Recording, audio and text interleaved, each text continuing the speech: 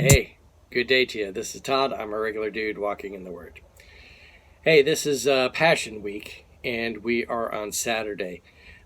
Yesterday would have been the day that Jesus would have been crucified, which is Good Friday.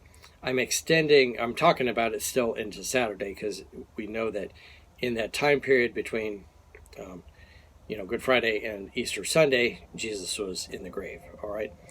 I have here in my hand one of the nails. This isn't the actual nail, of course, that Jesus would have had nailed into him, but it would be very similar to this, okay, this size. There would have been 3 nails placed in him, one on each hand. And in Greek, when we say hand today, you think right here, okay? But it would have been realistically put right here into the wrist area.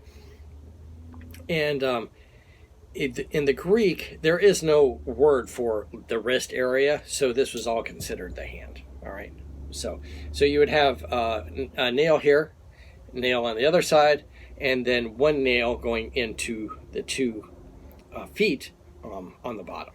All right. So 3 nails is what you would have had. So let's read today. It's about Jesus being crucified. This is taken from Mark 15, verses 21 to 39. All right. And again, we're kind of hitting some of the highlights here. I'm not covering everything this week of everything that happened in Jesus' life. We only have time to hit some of these highlights here. All right, verse 21, it says this: A certain man from Cyrene, Simon, the father of Alexander and Rufus, was passing by on his way in from the country, and they forced him to carry the cross. All right, so this guy, he's just walking down the road, minding his own business. He's not even from this area of town. And they pull him over and say, they get him and say, carry the cross, your turn.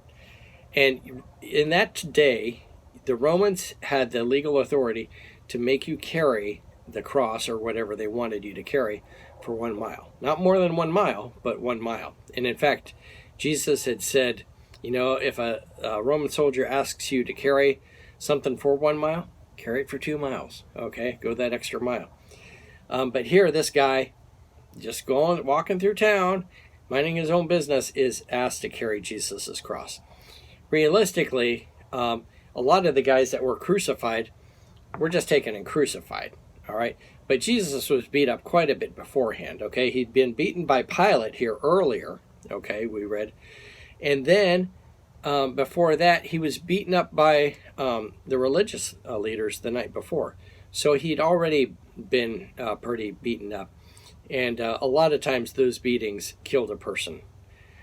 So anyway, Jesus is pretty weak at this point, and they get someone to carry the cross. And the cross that they would have carried would just be the cross member, not the up and down piece. The up and down piece would have already been there. Okay, and then they just take that cross piece, have him carry that, and then they nail that to that cross. Okay? All right, so we keep reading here. They brought Jesus to the place called Golgotha, which means the place of the skull. Then they offered him wine mixed with myrrh, but he did not take it. And they crucified him. Dividing up his clothes, they cast lots to see what each would get. All right, so Mark, remember, we're reading from Mark here.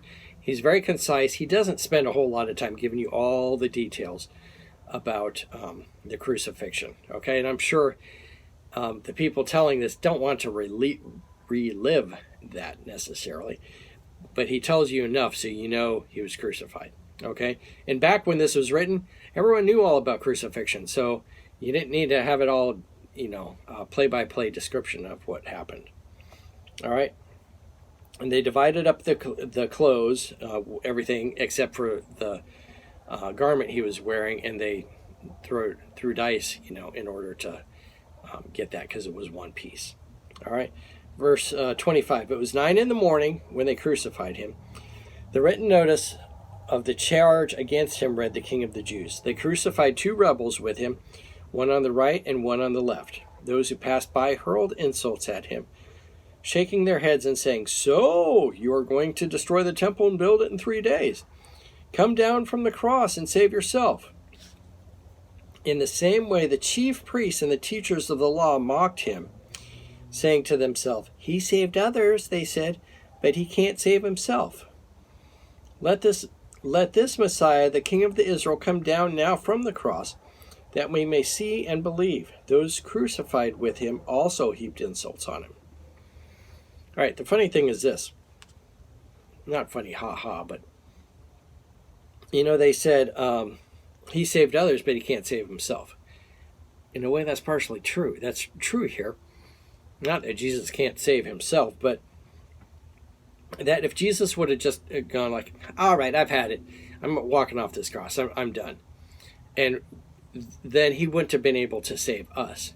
But he has to keep on going the way of death here in order to save us. So if he's going to save himself, then he can't save us. All right?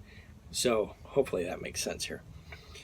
Verse 33, at noon, darkness came over the whole land until 3 in the afternoon. And at 3 in the afternoon, Jesus cried out in a loud voice, "Eli, Eli, lama sabachthani," which means, my God, why have you forsaken me?" When some of those standing near heard this, they said, "Listen, he's calling Elijah." Now it gives that phrase there. It kind of looks like Elijah. He wasn't saying Elijah.